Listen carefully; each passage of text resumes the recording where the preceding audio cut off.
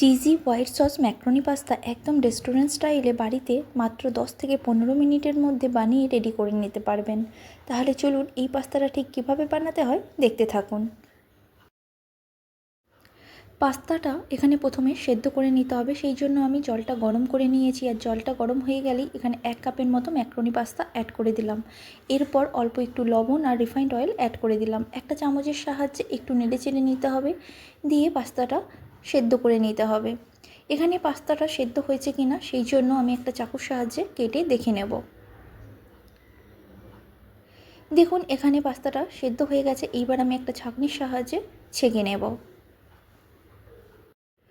পাস্তাটা ছেঁকে নেওয়ার পর ঠান্ডা করার জন্য সাইডে রেখে দিতে হবে।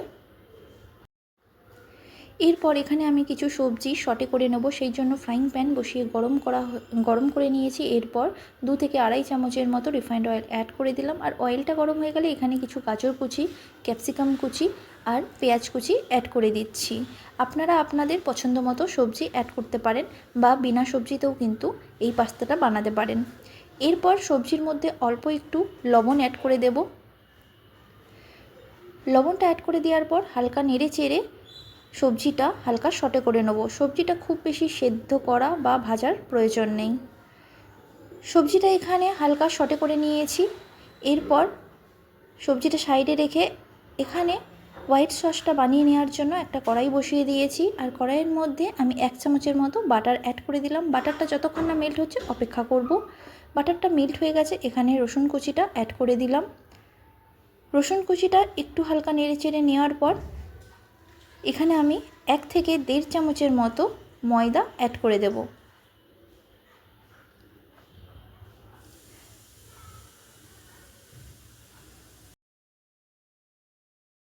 ময়দাটা বাটারের সাথে খুব ভালোভাবে মিশিয়ে নিতে হবে আর 1 মিনিটের মতো একটু নেড়েচেড়ে নিতে হবে। এরপর অল্প অল্প দুধ দিয়ে খুব ভালোভাবে মিশিয়ে নিতে হবে যাতে দলা না পাকিয়ে যায়।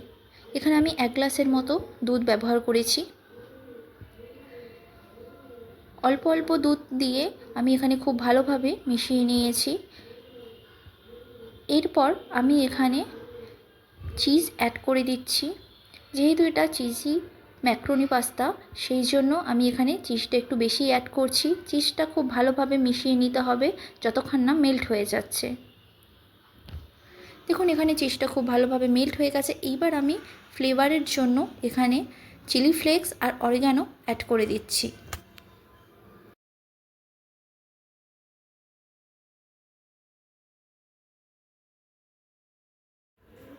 চিলি ফ্লেক্স আর অরিগানোটা খুব ভালোভাবে মিশিয়ে নিলেই এখানে আমাদের হোয়াইট সস একদম রেডি। এরপর যেই ম্যাকারনি পাস্তাটা আমরা সেদ্ধ করে সাইডে রেখেছিলাম সেটা এখানে অ্যাড করে দেব। আর সটে করা সবজিগুলোও এখানে অ্যাড করে দিতে হবে।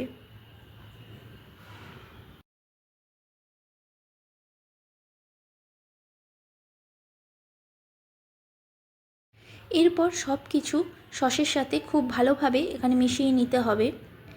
এখানে যদি মনে হয় যে আরও একটু দুধ দিতে লাগবে তাহলে আপনারা অবশ্যই দিতে পারেন। আমার এখানে মনে হচ্ছে অল্প একটু দুধ অ্যাড করতে লাগবে, সেই জন্য এখানে আমি অ্যাড করেছি। এরপর আমি এখানে অল্প একটু বাটার আর চিজ অ্যাড করে দিচ্ছি। যেহেতু এটা cheesy white sauce macaroni pasta সেই জন্য চিজটা আমি এখানে একটু বেশি ব্যবহার করছি। আপনারা আপনাদের পছন্দ মতো ব্যবহার করবেন।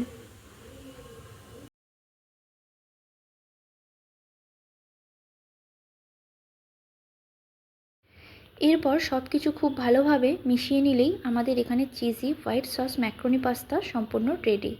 আর এই পাস্তা অবশ্যই গরম গরম পরিবেশন করবেন, কারণ এর মধ্যে যেহেতু চিজ দেওয়া আছে সেই জন্য এটা খুব থিক হয়ে যায়। আশা করি আমার আজকের এই রেসিপিটা আপনাদের ভালো লেগেছে। আর যদি ভালো লেগে থাকে অবশ্যই লাইক শেয়ার করতে ভুলবেন না। আর কেমন লেগেছে অবশ্যই কমেন্ট করে জানাবেন। আর আমার চ্যানেলটিকে এখনও পর্যন্ত যদি সাবস্ক্রাইব না করে থাকেন অবশ্যই সাবস্ক্রাইব করে দেবেন।